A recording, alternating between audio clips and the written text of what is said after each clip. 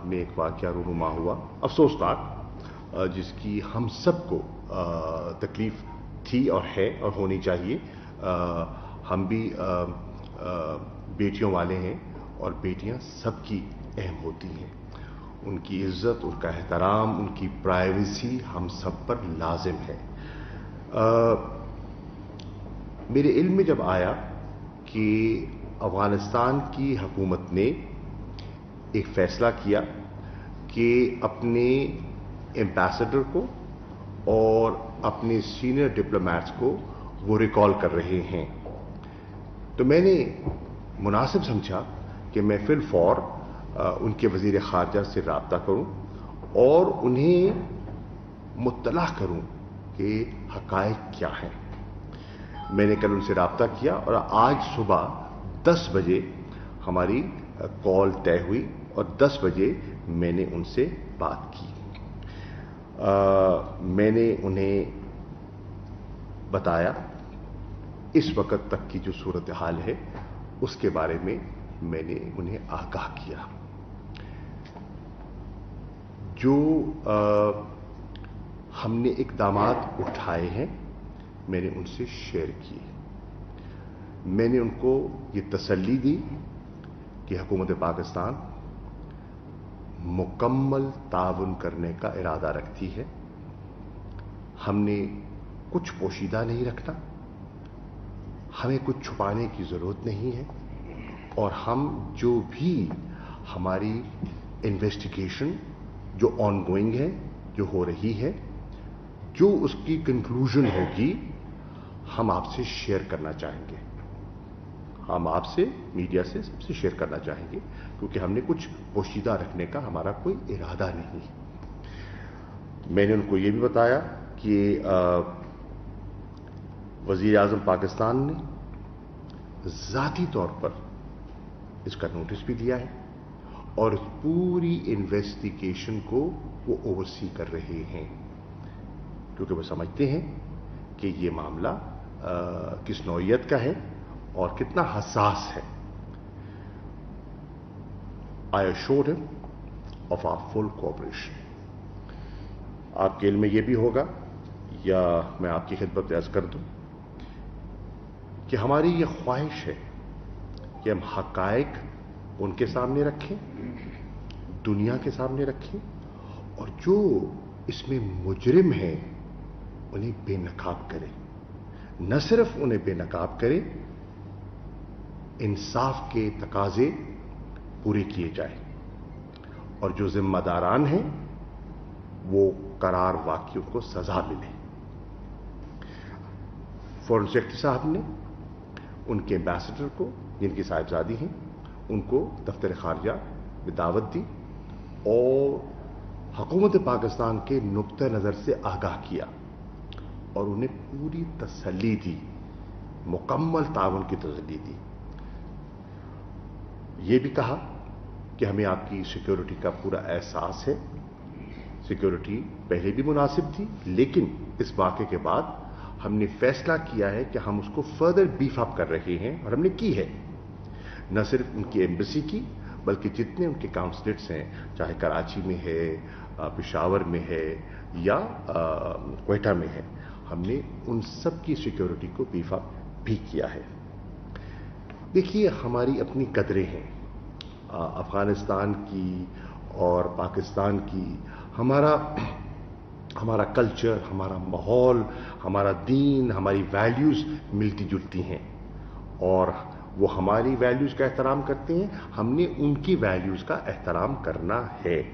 और ये हम बिल्कुल चाहेंगे कि जो कि प्राइवेसी है, जो आदाब हैं, उनके अंदर रहते हुए हम आगे बढ़ें। हमने जहां तक हम पहुंचे हैं, जिसकी तफसीलात अभी आपसे आईजी इस्लामाबाद भी शेयर करेंगे, कल रात उनसे हमने एक नोट वबाल भी शेयर किया और उसमें हमने कुछ उनसे तकाजे किए हैं जो कि इन्वेस्टिगेशन को मंतकी अंजाम तक पहुंचाने के लिए ज़रूरी हैं। हमें उनका ताउन दरकार होगा।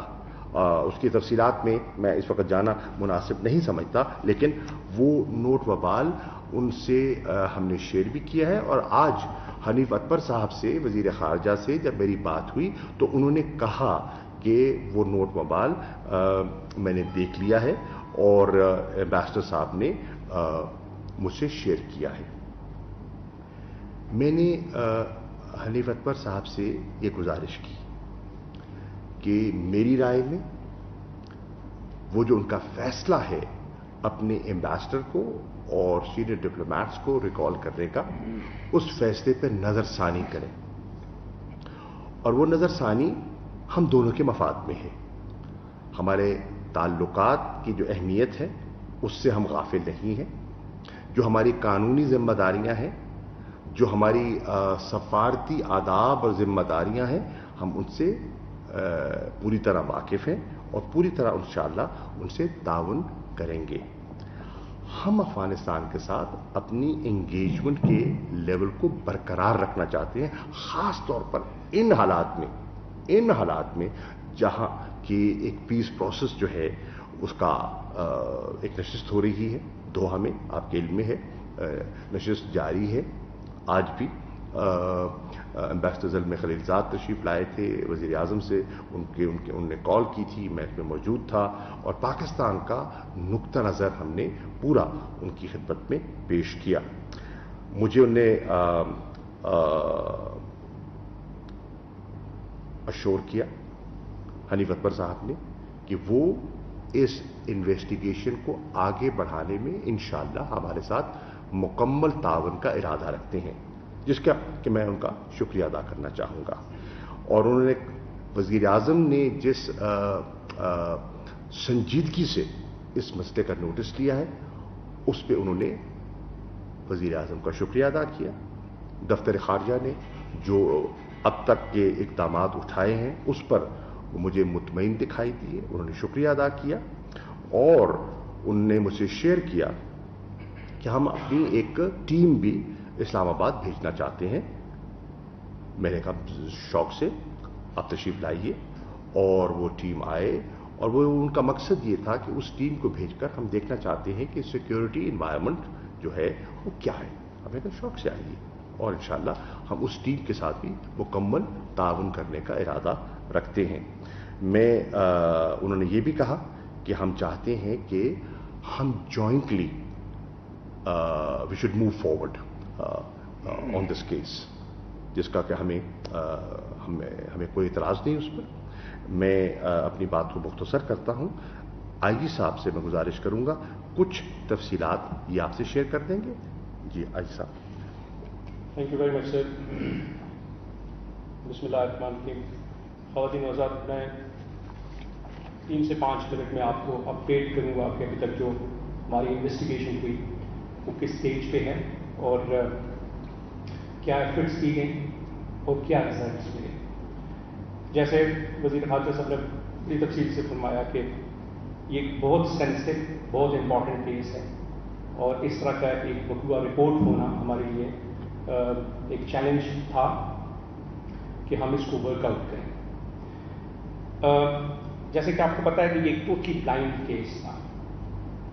ایک رپورٹ ہوئی اور اس کے بعد ہمیں کوئی فیکٹس، فگرز، کوئی روٹ، کوئی ٹیکسی یوز ہوئی، کوئی آئیڈیا نہیں تھا. کون سی ٹیکسی یوز ہوئی، کہاں گئے، ڈرائیور کون تھا، کیا ہوا، نو کلیو، نو آئیڈیا. اس لیے اسلام آباد پولیس نے اپنے سارے ریسورسز لگائے. ہم نے 5 ڈیڈیکیٹڈ ٹیمز بنائی. کوئی ٹیکنیکل انالیسز میں کیا، کوئی ہیومن انٹیلیجنس کے انالیسز میں کیا. ایک ٹیم ریڈز اور آپریشنز کے لیے ڈیڈیکیٹ ہوئی کہ جدھر جدھر سے انفارمیشن ملتی تھی وہ ٹیم ادھر جاتی تھی. ڈیٹا انالیسز، جو سارا ڈیٹا آ رہا تھا اور اس میں ہمیں بھرپور سپورٹ کی ہماری باقی ایجنسیز کی، سب مل کے کام کر رہے تھے.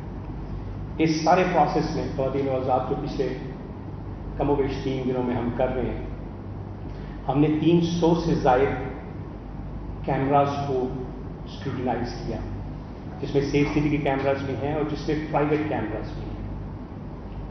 اس میں اسلام آباد کے کیمراز بھی ہیں، اس میں راول پنڈی کے کیمراز بھی ہیں. اس میں تقریباً ہم نے 700 گھنٹوں سے زائد کی ریکارڈنگ دیکھی، جیسے میں نے عرض کیا کہ ہمیں تو کوئی آئیڈیا نہیں تھا کہ کیا ہوا.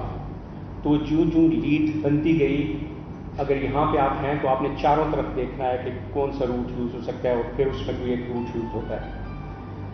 اس میں اب تک ہم نے 220 سے زائد لوگوں کو انٹرویو کیا اس پروسیس میں.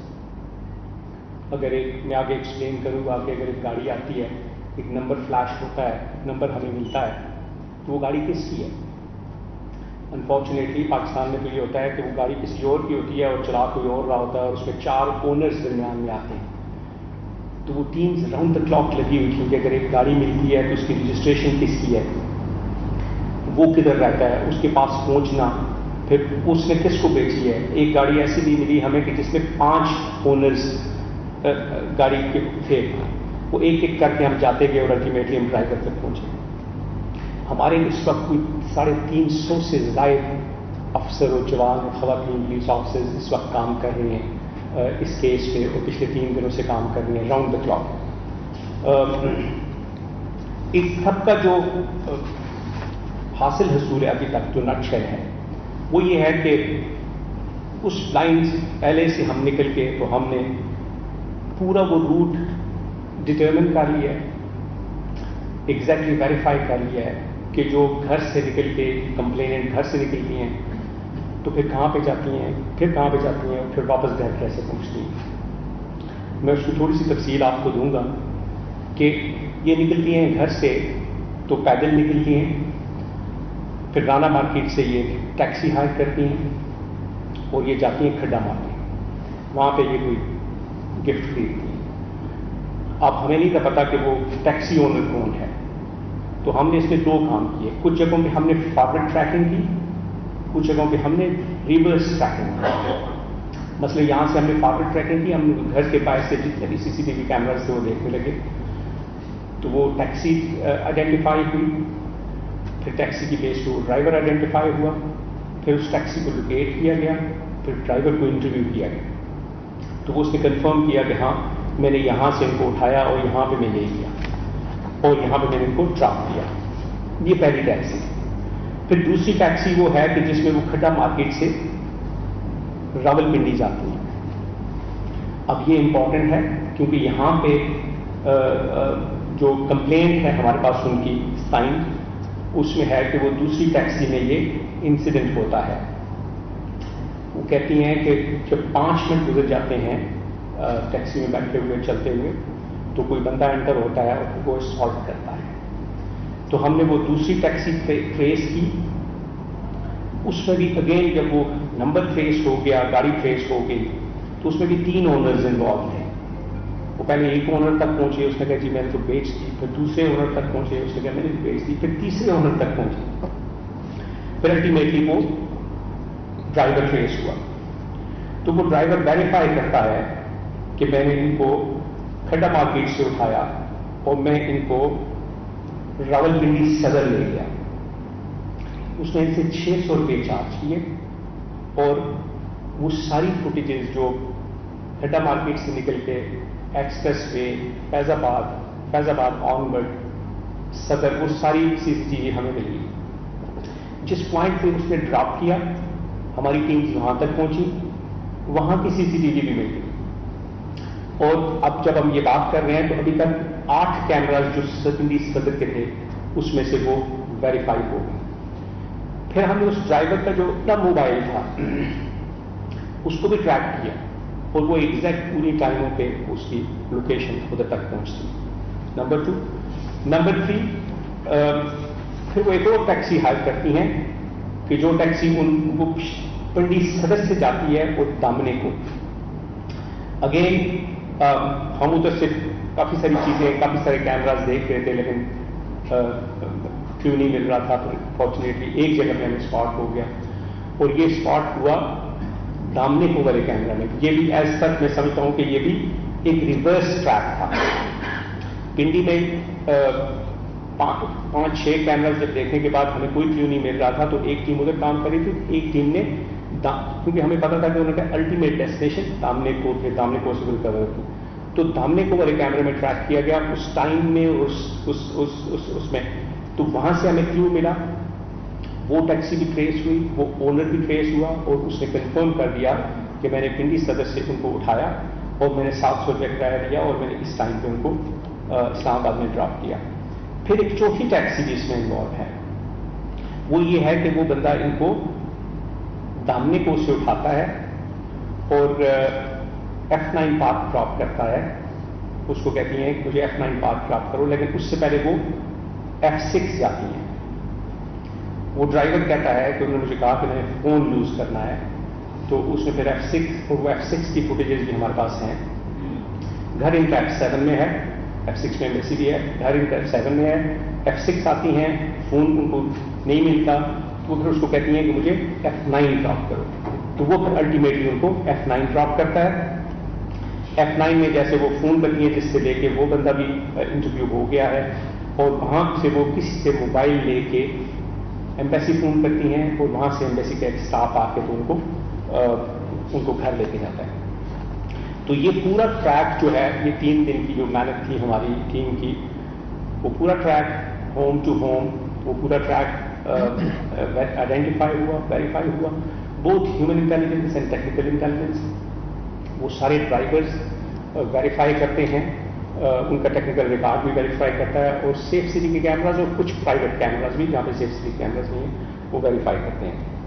तो पूरा वो रूट बन गया है, पूरा वो टेक्निकल और ह्यूमन इंटेलिजेंस भी उसके साथ है। इनकी ये जो कंटेंशन थी कि वो जो पिंडी वाला सीन था कि पिंडी उसमें नहीं था, तो पिंडी में भी हमने वो सारे कैमराज भी ट्रैक कर लिए और ह्यूमन इंटेलिजेंस भी है, और अब तकरीबन हमारी इन्वेस्टिगेशन पूरी है। तो वो जो एक टास्कर दरमियान में आया था वो हमारे एविडेंस के मुताबिक वो साबित नहीं होता, और हमने मिनिस्ट्री ऑफ फॉरेन अफेयर्स को रिक्वेस्ट की और उन्होंने नोट गढ़वाल भी भेजा है कि हमें उनकी मजीद असिस्टेंस की जरूरत है, कि कुछ अगर चीज़ें ऐसी हैं विच नीड फर्दर क्लैरिफिकेशन, तो वो उनकी असिस्टेंस से उनके साथ बैठ के एविडेंस देख के हम उसको क्लैरिफाई कर सकते हैं। Thank you very much. कोई क्वेश्चन हुआ तो मैं बात जी, मैं अब national security adviser Waheed Yusuf साहब से गुजारिश करूँगा, वो भी चंद गुजारिशात आपकी खिदमत में पेश करते हैं। बहुत शुक्रिया जी, अस्सलाम वालेकुम। मैं थोड़ा सा इसका जाविया बढ़ा के, बर्ड्स ऑफ व्यू लेके आपको एक सिर्फ गुजारिश आपके सामने रखना चाहता हूँ, जो कि इस किस्से से, सिर्फ इस किस्से से मुंसलिक नहीं है, लेकिन हम बारहा बहैसियत हुकूमत और रियासत ये बात करते रहे कि पाकिस्तान हाइब्रिड वॉरफेयर का निशाना बना हुआ है। इंफॉर्मेशन वॉरफेयर की एक पूरा जाल है जो पाकिस्तान के खिलाफ इस्तेमाल होता है। जब भी मौका मिलता है या मौका बना लिया जाता है। EU डिसइंफो लैब, आप तमाम हजरात को याद होगी, पिछले साल पूरा, और हमने नहीं, EU डिसइंफो लैब एक रिप्यूटेड ऑर्गेनाइजेशन यूरोपियन यूनियन की, उन्होंने ये सारा जाल जो है वो एक्सपोज किया था कि किस तरह, और उसमें हिंदुस्तान का ज़ाहिरी बात जिक्र था कि किस तरह वहां से कितनी 100 वेबसाइट्स और फेक न्यूज आउटलेट्स और वो चल रही थी। आज मैं सिर्फ एक झलक आपको दिखाना चाहता हूं कि किस तरह ये नैरेटिव बिल्ड होता है, हुआ है पाकिस्तान के खिलाफ, और वो चलता ही जा रहा है। और जब वो ये बात सामने आती है तो दुनिया को ये नजर आता है कि पता नहीं पाकिस्तान में खुदा न खास्ता क्या हो गया, और उसमें से कितने जो हैं वो फेक अकाउंट्स या बॉट एक्टिविटी होती है। तो अगर ये स्लाइड देख सकें नाज़रीन, आपकी ये पहली स्लाइड पे सिर्फ मैं आपको एक टाइमलाइन पे ये दिखाना चाह रहा हूं, मई के आखिर से लेके अब तक, जुलाई तक, ये कुछ हैशटैग्स हैं जो चलते रहे हैं। Pakistan lost in लगमान, Pakistan against NSA, ये जो अफगान NSA ने बहुत सी बातें की थी, sanction Pakistan, never accept यूरेन line, and Pakistan proxy war, ये वो हैशटैग्स हैं जो सोशल मीडिया पे ऐसे तासुर देते हैं कि कोई क़यामत आ गई है, कि पाकिस्तान की कोई पॉलिसी है और क्या बात हो रही है। और इससे आपको जाहिर हो जाएगा, तसलसल देखिए, 27 मई, फिर 7 जून, और फिर ऑलमोस्ट डेली ये चीजें सोशल मीडिया पे चल रही हैं जिनकी कोई बुनियाद ही नहीं है सिरे से, अगर आप हकीकी मानों में देखें। आगे अगर मैं आपको एक और ये थोड़ा सी इसकी झलक दिखाऊं कि ये अकाउंट्स हैं, ये हैशटैग्स आप देख लीजिए, कब शुरू हुए वो तारीख उसी स्लाइड से। आखिरी कॉलम बहुत अहम है, 33%, 36%, 22%, आगे अगर देखें तो 42%, 45%, तकरीबन 40%। یہ بॉट ایکٹیویٹیز ہیں, یعنی ان کا کوئی وجود ہی نہیں ہے. یہ بیسکلی روبوٹ سے آپ ایک نیریٹو بنا کے اور اس کو دنیا میں پھیلاتے جا رہے ہیں تاکہ تاثر یہ آئے کہ پاکستان افغانستان میں کچھ کر رہا ہے, پاکستان میں سیکیورٹی خراب ہے, فلاں چیز ہے. یہ ایک آرکسٹریٹڈ کیمپین کا حصہ ہے جو پاکستان کے خلاف مختلف محاذ کھلے ہوئے ہیں. میں صرف آپ کو ایگزامپل دے رہا ہوں کیونکہ یہ ایک واقعہ ہوا ہے کہ کس طرح یہ چیز چلتی ہے. اچھا, ایک اس میں دلچسپ بات ہے کہ وہی اکاؤنٹ جو فیک پروپیگنڈا پروموٹ کرتے ہیں بلوچستان کے بارے میں یا کشمیر کے بارے میں, وہی آئیڈینٹیکل اکاؤنٹس فیک پروپیگنڈا کر رہے ہیں جب سے یہ واقعہ ہوا. ایگزیکٹ وہی اکاؤنٹ, یہ کوئنسیڈنس نہیں ہو سکتا. اس میں وہی جب بॉٹ ایکٹیویٹی ہوتی ہے تو ہیش ٹیگ, جو ایکچوئل اکاؤنٹس ہیں وہی اکاؤنٹس, اور وہ اکاؤنٹس کچھ پاکستان کے اندر سے, کچھ افغانستان سے, کچھ ہندوستان سے اور کچھ وسطی دنیا سے آپ کو نظر آتے ہیں. بالکل واضح, اس میں کسی قسم کا شک نہیں ہے. اب میں یہ بھی آپ کو بتاتا چلوں کہ مین نیریٹوز جو اس میں استعمال ہو رہے ہیں, اگر آپ یہ سلائیڈ دیکھیں, بڑا اچھا ایگزامپل ہے ایک فیک نیوز کا جو چلتی ہے. بائیں جانب افغانستان کے ایمبیسڈر کی اپنی ٹویٹ اپنی صاحبزادی کے بارے میں, یہی جو واقعہ ہوا. دائیں جانب یہ تصویر آپ جو دیکھ رہے ہیں یہ آپ کو پورے سوشل میڈیا پہ نظر آئی ہوگی, کچھ گھنٹوں چلتی رہی اور ایک انڈین اکاؤنٹ نے, ویریفائڈ اکاؤنٹ نے افغان سفیر کی تصویر اور ساتھ ایک جعلی تصویر لگا کے یہ پریٹینڈ کیا کہ یہ ان کی صاحبزادی, کوئی تعلق نہیں ہے ان کا, یہ ایک پرانی تصویر ہے, کوئی پشاور کا واقعہ ہے, اور یہ چلتی رہی اور ساری دنیا اس کو دیکھتی رہی. تو یہ میں آپ کو ایک ایگزامپل دے رہا ہوں. آخری میں آپ کو صرف دکھاؤں کہ مین بات وہ کر کیا رہے ہیں. یہ ہے اہم بات جو سمجھنے والی ہے. Pakistan Afghanistan are eternal enemies, یعنی کیا کہنا چاہ رہے ہیں کہ پاکستان افغانستان کا تعلق, جو اس تعلق کے دشمن ہیں, جو چاہتے ہیں کہ پاکستان افغانستان کے تعلق میں دراڑ آئے, جو ہم آگے چلتے ہیں افغانستان کے ساتھ, معاملات ہمارے ٹھیک ہوتے ہیں تو یہ چیزیں شروع ہو جاتی ہیں. اور مجھے کچھ کہنے کی زیادہ ضرورت نہیں ہے کہ کون سے سپوائلرز ہیں جو یہ بات کر رہے ہیں. ہم بار بار یہ بات کرتے رہتے ہیں کہ اس میں سپوائلرز ہیں. افغانستان میں جو کیوس ہے پاکستان کی وجہ سے ہے, جو پاکستان میں یہ دہشت گردی ہے پاکستان میں, یہ پاکستان کی یہ وہ نیریٹو ہے جس کو ہم بار بار کہہ رہے ہیں کہ پاکستان کو سکیپ گوٹ بنایا جا رہا ہے افغانستان میں. آپ نے وزیر خارجہ کو بھی پہلے سنا ہے, مجھے بھی سنا ہے کہ سکیپ گوٹنگ, کسی اور کے فیلئرز افغانستان میں ہمارے اوپر ڈالنا ہمیں قبول نہیں ہوگا. آج میں نے آپ کو بالکل چھوٹی سی اس کی ایک جھلک دکھا دی ہے.